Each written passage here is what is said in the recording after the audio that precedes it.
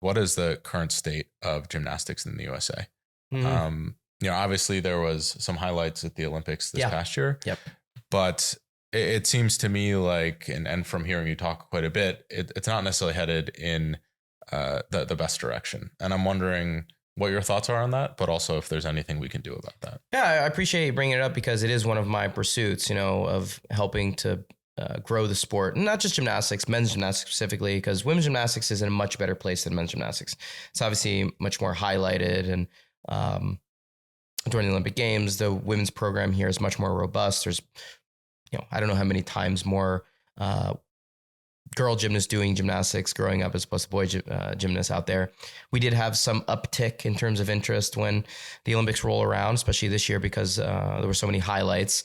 But the long-term viability of the sport of men's gymnastics in the States is precarious. It's in a bad spot because of what's been happening at the NCAA level, and the NCAA, as I mentioned earlier, being our pipeline to creating the next great gymnasts in our country. It's our weeding out process. It's how we give young kids the ability to pursue it at a higher levels through scholarships. And a lot of those things are being taken away. I don't know how deeply you want to get into this from the NCAA level, but a lot of the decisions being made at the NCAA level are affecting not just gymnastics, but a lot of non-revenue generating Olympic sports, swimming, wrestling, baseball, a lot of these others that rely on the infrastructure that the NCAA provides to be able to create a haven and an avenue for these athletes to compete. And that's being pulled away. NIL, transfer portal, conference realignment have all created situations where gymnastics and other sports are suffering now and going to continue to suffer in the future, like to the point where it's on the brink of failure. There's only maybe 12 or 13 sports left that have men's gymnastics at the NCAA level.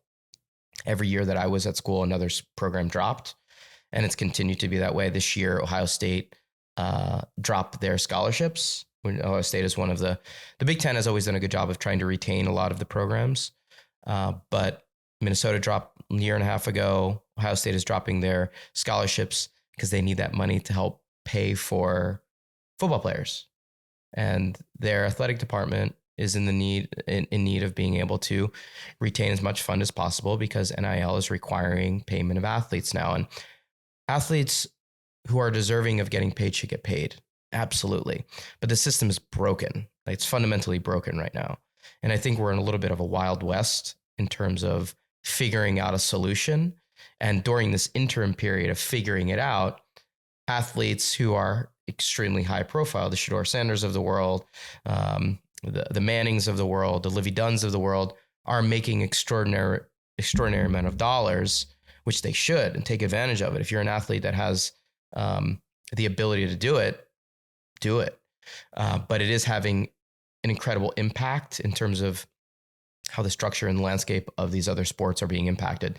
So I don't think it's sustainable. There's no way that athletic programs are going to be able to compete at that level of just constantly finding more and more money to be able to pay the athletes and keep those other programs running.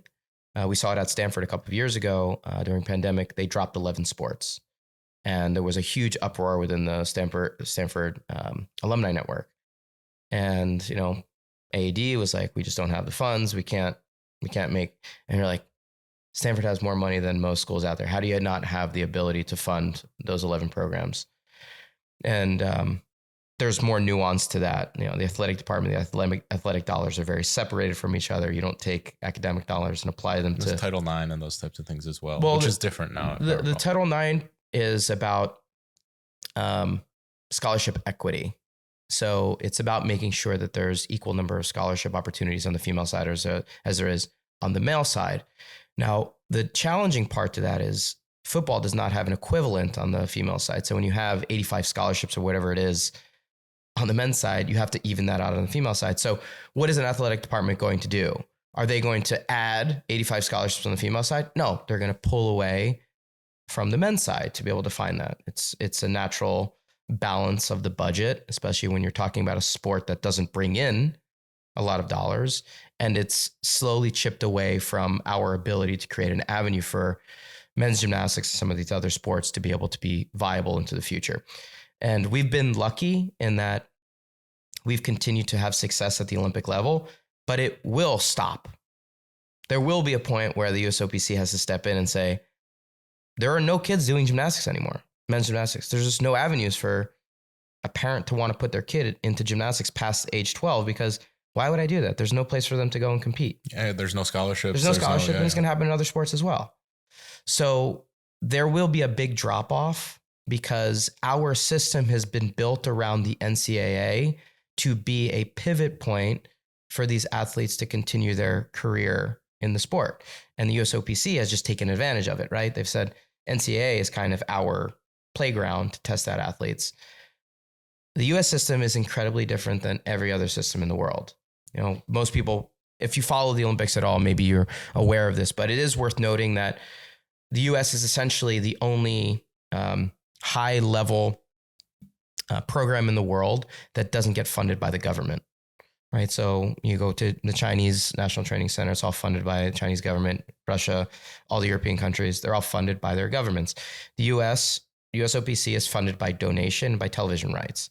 So it's funded much differently and much more separated, and our dollars are much more scarce and requires funding departments, and it requires fundraising efforts at a level that no other governing body has to do, no other country has to worry about. So if you take away our main pipeline that we've had in place for decades and the growth potential of those sports, it's going to drop off a cliff. Like there needs to be some protections in place for us to make sure that the pipelines, if we care at all about having medal supremacy at the Olympic Games, if that's something that still matters to the USA. Well, I think it from a personal perspective, I think it absolutely does. Mm-hmm. I mean, I obviously work with a couple USA sports. Yep. And I think that's our way that we signal that we're doing well to the world. I'm like heavily patriotic in this sense. And it's as well, yeah. It's unbelievably so. I mean, I'm probably not as patriotic as you, to be honest, but I'm like, it really saddens me that this area where we could excel, where we could show to the world how great we are at creating athletes, creating, you know, people that are pushing the boundaries, could potentially be cut off because of an inefficient system or politics or whatever it might be. That is so frustrating to me. It is for me as well. And I think, again, maybe I'm just an old man in this, but my collegiate experience was very special to me.